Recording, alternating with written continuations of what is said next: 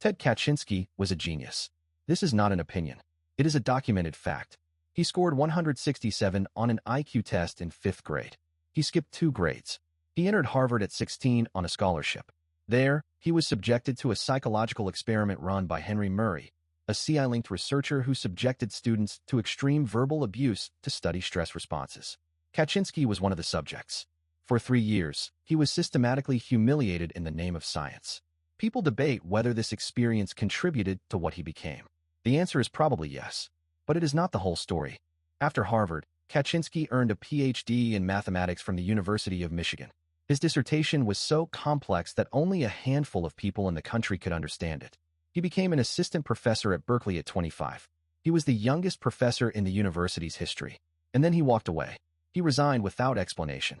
He moved to a remote cabin in Montana with no electricity, no running water, and no human contact. He lived there for 25 years. He learned to hunt, to garden, to survive. He rejected civilization entirely. And from that cabin, he wrote a manifesto that would change how the world thought about technology. Kaczynski's philosophy was, at its core, an attack on the industrial technological system. He argued that technology is not neutral. It is not a tool that can be used for good or evil depending on who wields it. Technology, he argued, has its own logic. It reshapes society around its own needs. It demands efficiency, standardization, and the elimination of everything that cannot be quantified. Human freedom, human dignity, human meaning. All of these are obstacles to technological progress, and technology will eliminate them. Not because anyone wants it to, because that is what technology does. This is the central thesis of his manifesto, Industrial Society and Its Future. Kaczynski was influenced by several philosophers, though he rarely cited them directly. Jacques Ellul wrote about the technological society in the 1950s, arguing that technique, the logic of efficiency, had become the dominant value of modern civilization. Kaczynski built on this. Nietzsche's critique of modernity is also visible in Kaczynski's work. The last man, comfortable, safe, devoid of ambition, is exactly the kind of person Kaczynski believed industrial society was creating. Rousseau's critique of civilization, the idea that humans were freer and happier before society complicated everything, runs through nearly every paragraph of the manifesto. Kaczynski was not inventing new ideas. He was synthesizing old ones and drawing the most radical possible conclusions. What was right about Kaczynski's philosophy? His critique of technology is genuinely powerful. He identified problems that most people still refuse to acknowledge. Technology does reshape society. It does concentrate power. It does reduce human autonomy.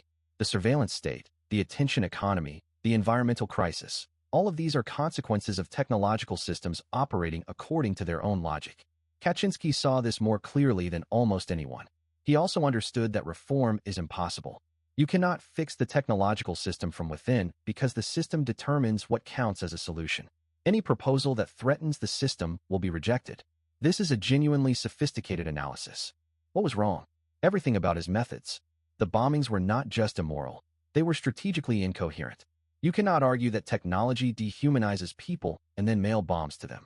You cannot claim to care about human freedom and then murder random academics and airline employees. Kaczynski's violence undermined his philosophy. It made him easy to dismiss as a madman when his ideas deserved serious engagement. He also failed to offer a realistic alternative. His vision of returning to a pre-industrial existence would require the deaths of billions of people. Even if he was right about the problem, his proposed solution was genocide. The transition from industrial society to his ideal world would be the greatest humanitarian catastrophe in history. And he danced around this rather than confronting it directly. Kaczynski also made a philosophical error that Nietzsche would have identified immediately. He confused the destruction of the technological system with the overcoming of the self. Blowing up a computer lab is easy. Overcoming your own dependency on technology is hard. Kaczynski lived in a cabin, but he was obsessed with the world he had left. He spent years planning attacks. He followed the news obsessively. He was not free from society. He was consumed by his hatred of it.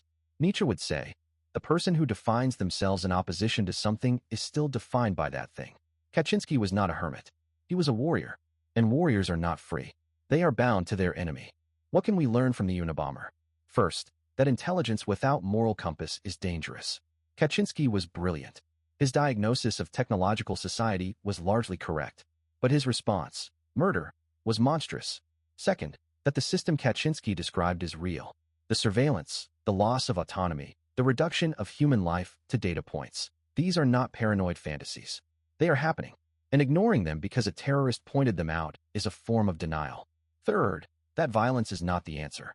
Not because violence is never justified, but because violence against random targets to make a philosophical point is terrorism. And terrorism corrupts the cause it claims to serve. The Unabomber is a tragedy. A brilliant man who saw a real problem and chose the worst possible response. We can learn from what he saw. We must reject what he did.